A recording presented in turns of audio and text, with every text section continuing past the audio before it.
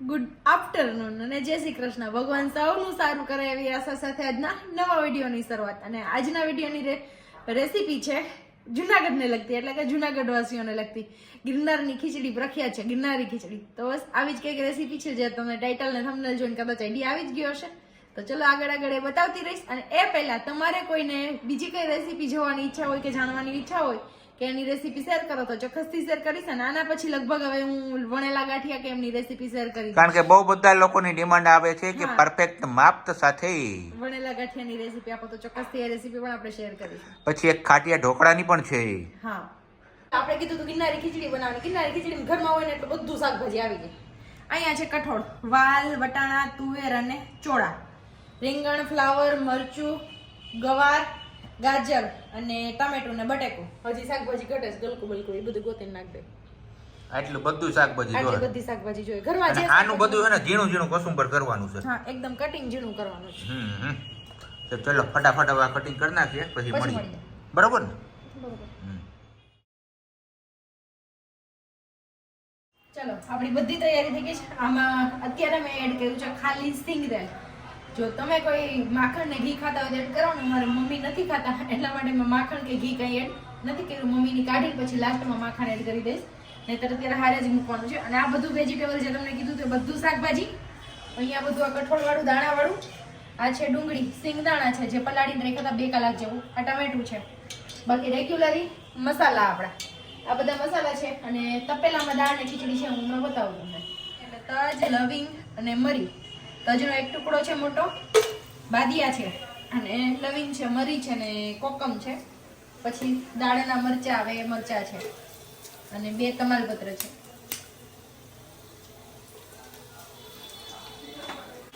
રાઈ ગઈ. અને જીરું, હિંગ. લીલો મારી પાસે લીલો નથી એટલે સૂકો છે. અને કાંદા. વારા પરથી હવે આ બધું શાકભાજી આમાં એડ કરી દેવાનું છે. મરચું અને આદુ પેલા, પછી બધું શાકભાજી એડ કરતું જવાનું ધીમે ધીમે. બટેટા, હવે લાઈનમાં પછી ગાજર ને ગવાર ને વટાણા ને રીંગણ ને ફ્લાવર ને બધી વસ્તુ એડ કરી દીધી છે ને હવે આને ચોળવવાનું છે. અને બધી વસ્તુ તપેલામાં જ જોડવાની છે. એ મેઇન ખાસિયત છે. તો જ તમને ઓરિજિનલ ટેસ્ટ ગિરનારી ખીચડી નો આવશે, બાકી નહીં આવે. બરોબર ને મેડમ? એકદમ બરાબર. હા. હવે આને ધીમી આંચ ઉપર ચાચડવાનું છે, ધીમે ધીમે બફાય ને ત્યાં સુધી. સાચી વાત ને? એમ તો મને આવડે છે. થોડીક વાર જ સાચવવાનું છે. અને આ વટાણા ને એ બધી વસ્તુ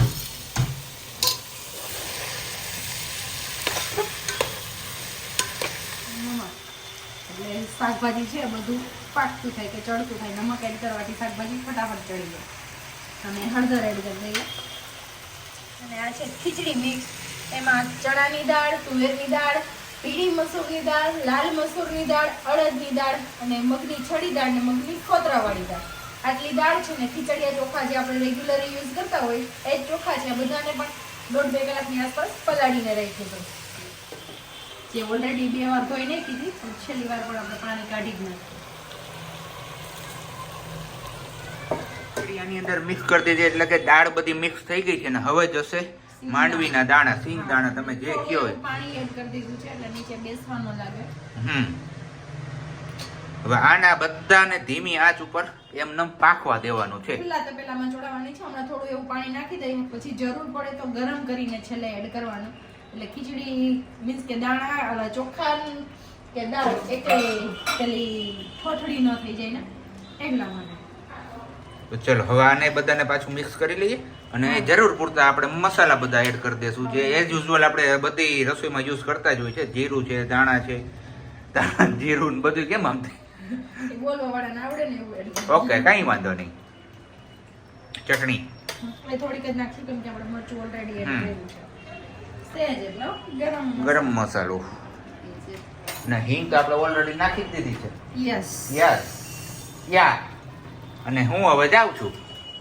ટેસ્ટ અનુસાર થોડી એવી ખાંડ નાખીશું. પછી તમને બધાને જેવો ટેસ્ટ ગમતો હોય એવો. પણ અમને સહેજ ખાટો ને ગળ્યો ટેસ્ટ ગમે એટલે હવે ખાંડ નાખીએ.